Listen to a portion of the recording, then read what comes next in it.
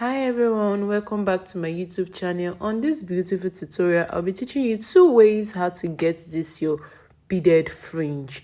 You can either use crystal or broken bead, but I use broken bead and teardrop. Please, if you're new to this channel, please subscribe, like, and comment. To my returning subscribers, I love you guys. So on this beautiful tutorial, like I said, I'll be using teardrop. This is a smaller size of a teardrop. Broken beads. Like I said, you can use crystal. This is the size of the teardrop I'll be using. Then my beading needle size 11 and my polyester thread, guys. And also my fabric marker, very important. This is my standard fabric marker. Then my scissors, of course, and my tape to indicate where I'll be beading next. So this is the first method I'll be teaching you guys.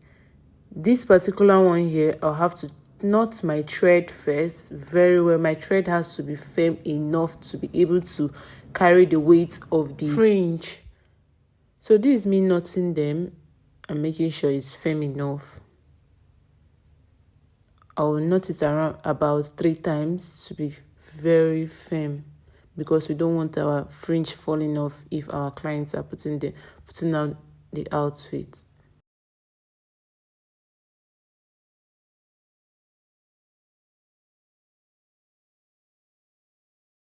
So I'm done knotting my thread. The first bead I'll be putting is my broken bead, and I'll be using 7 broken beads for each fringe.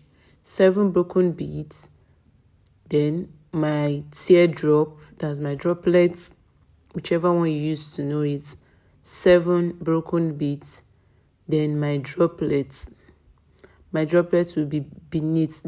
In this first method, after passing your droplets, you remove 2 broken beads, then you pass through your needle through, you bring it out like so, then you knot it.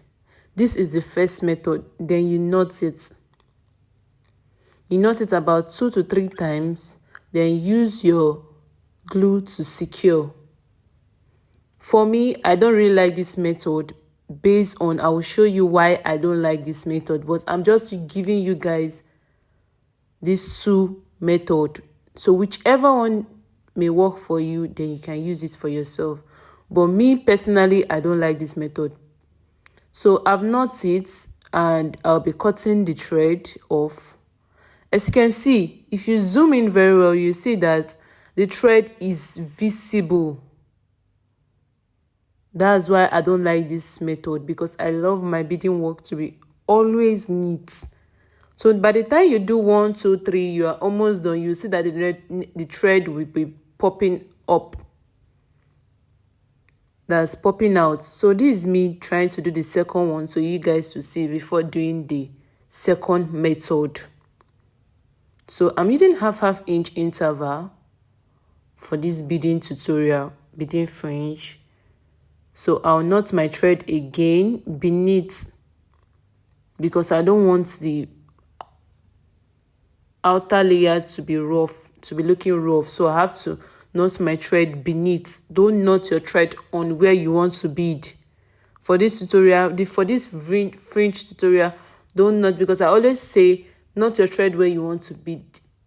If this is your first time coming across to my video, I always say knot your thread where you want to bead. But in this particular tutorial, you don't knot your thread because it is going to be visible at the outer parts. So this is me putting my thread, my beads, sorry. Like I said, 7 broken beads, then my teardrop. So this is me showing you my 7 broken beads. Making sure it's 7. If it's not 7, I add to it. Then my teardrop or droplets, whichever one you use in knowing it. So bring out 2 again, 2 of the broken beads, bring it out, pierce my needle through and bring it out like this, then knot it. I'm just doing this method because I told you guys there are 2 methods I want to show you, but this is not the method I'll be working with.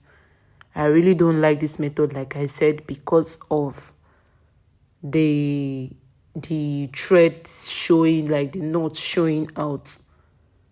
Like I said, I love my work always neat and beautiful. So this is it. Like I said, if you zoom very well, you're going to see that the thread knot, there's no how it can be visible enough. It's going to show. So this is me trying to knot it very well without the thread popping out, like for the thread to be visible. Because there's a way you will knot this, then your thread is going to be visible. You don't need to make it too tight or too loose, just in between, so the the fringe can dance freely. So this is the second method. This is me knotting my thread beneath the structure. Like I said, don't knot your thread on top. So I'll pass about 5 broken beads. I noticed that 7 was too long. So I'll be passing like 5 broken beads, then my droplets or teardrop.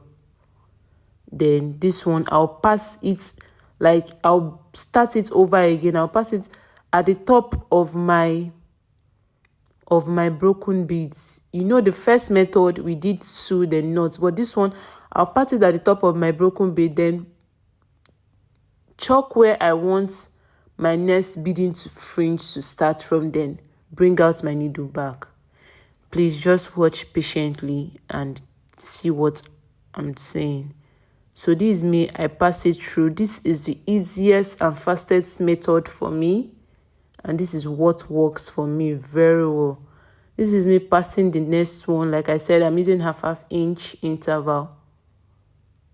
Next one, then you put your broken beads. This thread can be difficult sometimes, but you need patience to work with it. So this is me, my 5 broken beads, my droplets, then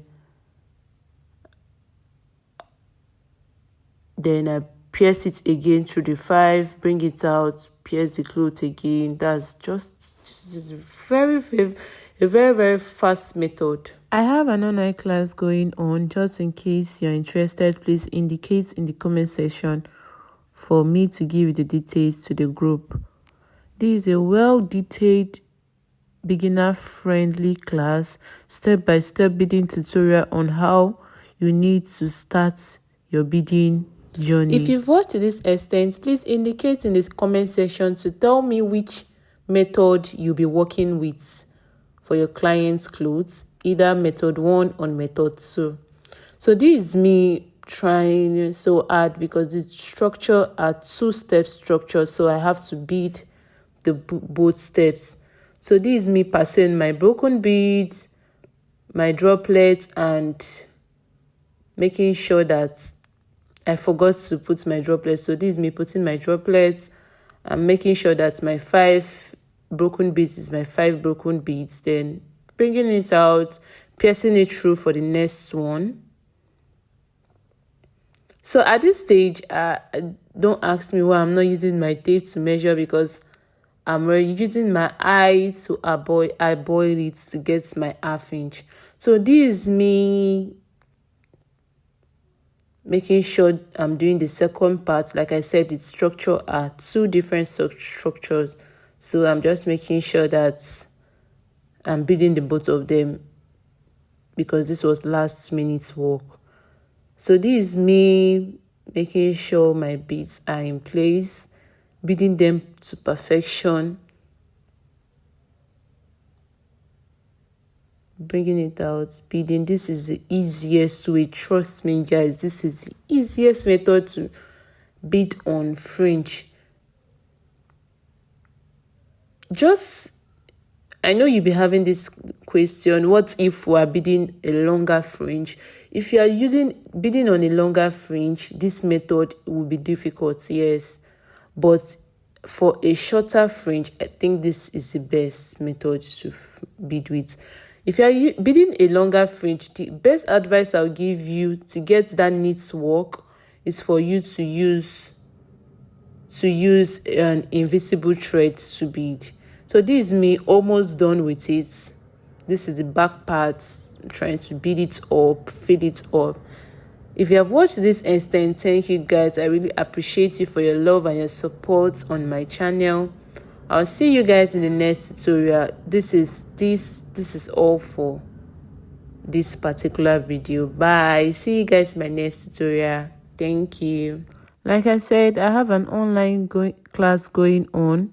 If you are interested, please indicate in the comment section a step-by-step tutorial on how to go about your beading works. This is a beginner friendly, guys. If you don't have any idea on beading, this class will help you.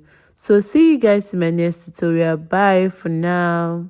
Beads by Ella got you in any type of your beading troubles. If you have any beading that you want a tutorial for, just say hi in the comment section. Bye. See you in my next tutorial.